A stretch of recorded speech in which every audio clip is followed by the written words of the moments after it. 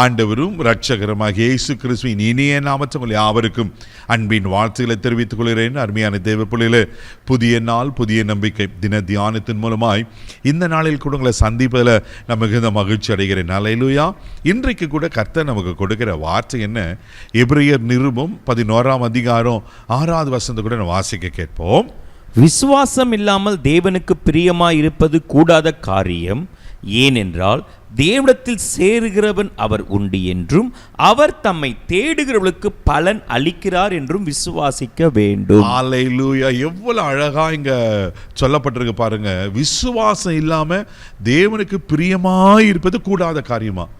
அப்போ கிறிஸ்துவ வாழ்க்கையில, ஆவிக்குரிய வாழ்க்கையில விசுவாசம் மிக மிக மிக அவசியமானது. அல்லேலூயா. நீங்கள்லாம் நானும் யாரு? விசுவாசிகள். ஆமென்.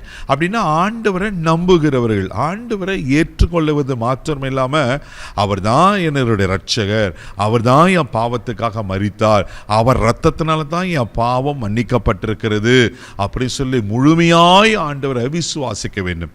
சொல்லப்பட்டிருக்கு, விசுவாசம் இல்லாம தேவனுக்கு பிரியப்படுத்த முடியாது. அவர் நம்ம மேல அன்பா இருக்கிறார். அவர் நம்ம மேல அன்பா இருந்தனால்தான் யோவான் 3:16 வாசிக்கிறோம், தேவன் தம்முடைய ஒரே பேரான குமாரனை விசுவாசிக்கிறனேவனோ அவன் கெட்டு போகாமல் நித்திய ஜீவனை அடையும்படிக்கு அவரை தந்தரில் இவ்வளவாய் உலகத்தால் அன்பு கூர்ந்தார். பிதா தம் செல்ல பிள்ளை இயேசு உலகத்துக்கு அனுப்பி வைத்தார். தேவ பிள்ளைகளே, இயேசு தன் ஜீவனை கொடுத்தார். ஆமென். அப்போ பாருங்க, அவங்கெல்லாம் அன்பு வைத்ததுனால தான் இன்னைக்கு நமக்கு ஜீவனை பெற்றிருக்கிற, ரட்சிப்பை பெற்றுக்கொண்டு இருக்கிறோம் அல்லவா? அப்போ நான் அவனுடைய பிள்ளையா இருக்கிறேன்னா, ரட்சிக்கப்பட்டிருக்கிறேன்னா, நான் ஒரு விசுவாசியா இருக்கிறேன்னா ஆண்டவரை 100% நம்ப வேண்டும். அல்லேலூயா. இங்க சொல்லிட்டு தேவனுக்கு பிரியமா இருக்கக்கூடாத காரியம் சொல்லிட்டு, தேவனிடத்தில் சேருகிறவன் உண்டென்றும் அவர் தம்மை தேடலுக்கு பலன் அளிக்கிறார் என்று விசுவாசிக்க வேண்டுமா? அப்போ ஆண்டவன் நம்ம மேல அன்பு வைத்து பிரிய வைத்ததுனால தன் ஜீவனை கொடுத்தார். இப்ப நான் அவரை பிரியப்படுத்தணும்னா அவரை நம்பணும், அவரை விசுவாசிக்கணும். அல்லேலூயா. 1 தீமோத்தேயுவின் புஸ்தகம் 4ஆம் அதிகாரம் 1ஆம் வசனத்தில் வாசிக்கும் போது அப்போஸ்தலனாகிய பவுல் இப்படியா ஒரு காரியத்தை சொல்லுகிறார். வாசிக்க கேட்போம்.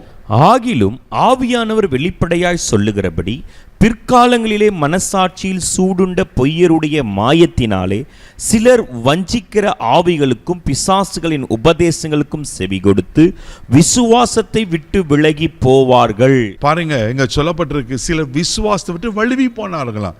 ஏன் வழுவி போனாங்கன்னா, இங்க வசனம் சொல்லுகிறப்பட்டிருக்கு, சில வஞ்சிக்கிற ஆவிகளுக்கும் பிசாசின் உபதேசங்களுக்கும் செவி கொடுத்து விசுவாசத்தை விட்டு வழுவி போனார்கள். தேவ பிள்ளையே, இன்னைக்கு வஞ்சிக்கிற ஆவிகள், இன்னைக்கு கள்ள உபதேசங்கள், ஆமென், தவறான உபதேசங்கள், அவைகள்லாம் கேட்கறதுனால தான் இன்னைக்கு விசுவாசத்தை விட்டு விலகி போறாங்க. அந்த ஆண்டவர் என்ன விரும்புகிறா? நான் தேவனை பிரியப்படுத்தினா விசுவாசமா இருக்கணும். அதனால தான் வேதத்தில் வாசிக்கிறோம், ரோமர் 1:14 சொல்லப்பட்டிருக்கும், விசுவாசத்தினால் நீதிமான் பிழைப்பான். அதை யோவான் 11:40 வாசித்தீங்கன்னா, விசுவாசத்தால் நீ தேவ மகிமை காண்பாய் என்று ஆண்டு சொல்வார். தேவ பிள்ளையில, அப்ப நான் ஆண்டவரை பிரியப்படுத்தணும்னா விசுவாசத்தில் இருக்கணும். விசுவாசத்தில் நிலைத்திருக்கும் போது எப்பேற்பட்ட காரியத்தையும் சாதிக்க முடியும். ஆமென். அப்போ விசுவாசத்தில் நிலைத்திருங்க, விசுவாசத்தை பற்றி கொள்ளுங்க. ஆமென். நிச்சயமா கர்த்தர் ஆசீர்வதிக்க உண்மையில் இருக்கிறார். கண்களை மூடி நம்ம செபிக்கலாம். அன்பு தகப்பனே, உமக்கு நன்றி சொல்லி உமக்கு துதிக்கிறோம், ஸ்தோத்திரப்பா. விசுவாசம் இல்லாம உமக்கு பிரியமா இருப்பது கூடாத காரியம் ஆண்டவரே. அப்பா, ஆமென். நன்றி. நீர் உண்டென்றும் நீர் எங்களுக்கு பலன் அளிக்கிறீர் என்று நாங்கள் விசுவாசிக்கிறோம் ஆண்டவரே. ஒருவேளை விசுவாச பரீட்சையில சோர்ந்து போகாதபடி, விசுவாச பரீட்சையில் தோற்று போகாதபடி அன்றே மக்க சோத்திரம், விசுவாசத்தில் நிலைத்திருக்க கிருபைச்சு இந்த நாள் முழுவதும் கரம் பிடித்து நடத்தும் தெய்வீக பாதுகாப்பாக ஒப்புக்கொடுக்கிற இயேசுவின் மூலம் ஜெபம் பிதாவே, ஆமென். நீங்க விசுவாசத்தில் இருப்பீங்கன்னா கர்த்தருக்கு நீங்க பிரியமா இருப்பீங்க. தைரியமா போங்க. God bless you.